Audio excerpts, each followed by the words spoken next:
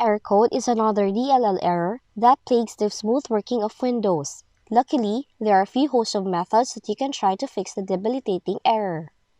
First up, run a malware scan. To do it, open Windows Security, click on Virus and Threat Protection, then select Quick Scan. Now, depending on your PC size, the scan will be completed in a few minutes. But if your PC was carrying anything suspicious, your Windows Security should have wiped it clean by now. Next, try to perform a system restore.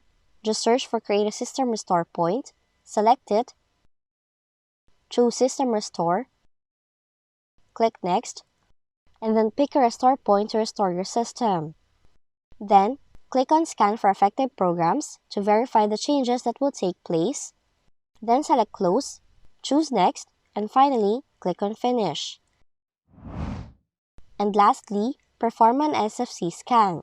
To do so, open Command Prompt with admin rights, type in the following command, press Enter, and then wait for the process to be completed. And that's how you can fix the following error code in your Windows computer. If you found this video helpful, kindly like and subscribe. You may also click and turn on the notification bell so you can be notified from whenever we release new videos.